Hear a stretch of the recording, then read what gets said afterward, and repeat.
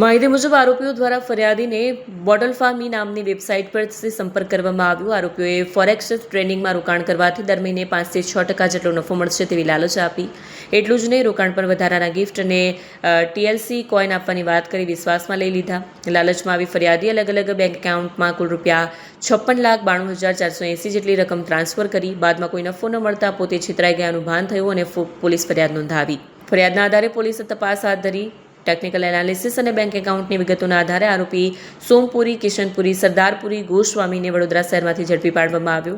Police તપાસમાં ચોંકાવનારી વિગતો સામે આવી છે. આરોપીને આસ્થા ફરતા અન્ય આરોપીઓ સાથે મળીને આ ગુનામાં સંડોવાયેલો હતો.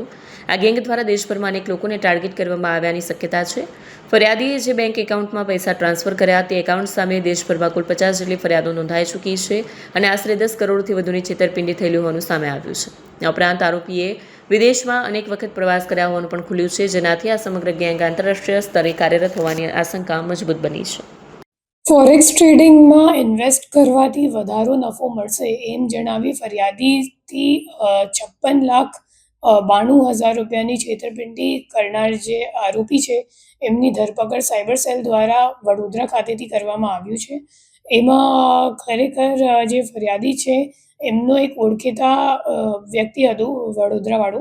તો એમની મારફતે એમને ખબર પડી કે આમાં અગર આપણે ઇન્વેસ્ટ કરીએ તો વધારે રિટર્ન મળશે, 6% દર મહિનાનું રિટર્ન એમને મળશે.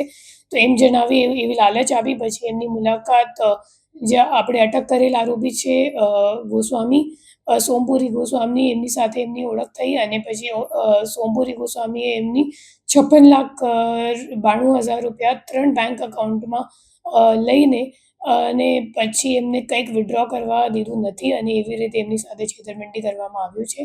હવે તપાસ દરમિયાન એ બહાર આવ્યું છે કે જે 3 એકાઉન્ટ છે એ 3 એકાઉન્ટમાં 50 જેટલા NCCRB કમ્પ્લેન્ટ અને 10 કરોડ 2 લાખ રૂપિયાની ટોટલ ફ્રોડ અમાઉન્ટની હકીકત સામે આવ્યું છે. અને એના સિવાય જે નાસ્તા ફરતા આરોપીઓ છે એમાં જે મુખ્ય આરોપી છે લવિશ ચૌધરી, એમને ઉપર ઓલરેડી એક ઈડીનો ગયા વર્ષમાં મોટું કેસ કરવામાં આવ્યું હતું, જેમાં 400 કરોડ રૂપિયા ઈડી દ્વારા ફ્રીઝ કરવામાં આવ્યું છે. એમાં આપણી જે ફરિયાદી છે એમના પણ એકાઉન્ટ એમાં સંડોવાયેલ છે અને આપણી સુરત સાયબર સેલ દ્વારા ઈડી સાથે સંકલનમાં રહીને જે વિક્ટિમ છે એમને એમનો રૂપિયો પરત મળી જાય એવી આપણી પ્રયત્નો ચાલુ છે. કેવી રીતે વિશ્વાસમાં લેતો હતો આ ઇન્વેસ્ટમેન્ટ કરવા માટે? એ લોકો મોટી મોટી ઇવેન્ટ ઓર્ગેનાઇઝ કરતા હતા. જેમ કે આપણે જે ધરપકડ કરેલ આરોપી છે સોમપુરી ગોસ્વામી, એમની આપણે ટ્રાવેલ હિસ્ટ્રી કઢાવી તો ખબર પડી કે કુલ 18 જેટલું પ્રવાસ એમને બેંકોક અને દુબઈ ખાતે કર્યું છે. એ લોકો અબુધાબીમાં પણ મોટી રીતે ઇવેન્ટ કરતા હતા. જે લવિશ ચૌધરી છે એ હાલ પણ દુબઈમાં જ છે અને એ મોટી રીતે એ લોકો 25,000 28,000 એટલા લોકોને બોલાવતા હતા ઇન્ડિયાથી. એ લોકોને ટ્રાવેલ પણ કરાવતા હતા અને પછી મોટી મોટી ઇવેન્ટ રાખીને લોકોને લાલચ આપતા હતા. પછી લોકોને એમ ડિસઇલ્યુઝન જેવું થઈ જતું હતું કે ખરેખર મને આટલું નફો મળી જશે.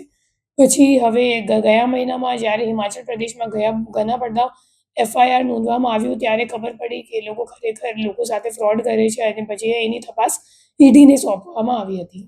કેટલા લોકો અત્યાર સુધી આ ફ્રોડમાં આવ્યા છે?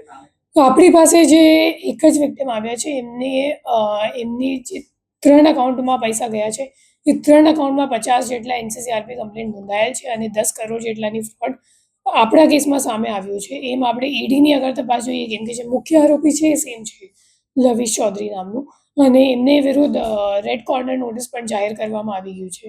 આનો મુખ્ય રોલ શું હતો અને કેટલા ટાઈમથી કરતો?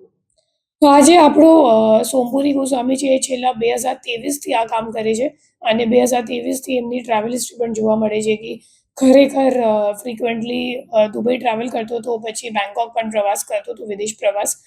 અને અગાઉ એ રેસ્ટોરન્ટ ચલાવતો હતો. પછી કોવિડ દરમિયાન એમનું કંઈક બિઝનેસ ઠપ થઈ ગયું. પછી એક દીપક ગોસ્વામી કરીને નાસ્તો ફરતો આરોપી છે રાજસ્થાનનો રહેવાવાળો, તો એમની મારફતે એમનું લવિશ ચૌધરી સાથે સંકલન થયું અને હાલ એ લવિશ સાથે ડાયરેક્ટ કનેક્ટેડ છે. અને હવે આપણી તપાસ આ દિશામાં ચાલુ છે કે જે નાસ્તા ફરતા આરોપીઓ છે એમને પકડવાનું છે અને જે આપણી ફરિયાદી છે એમને ઈડી સાથે સંકલન કરીને એમને રિફંડ કરાવવાનું છે.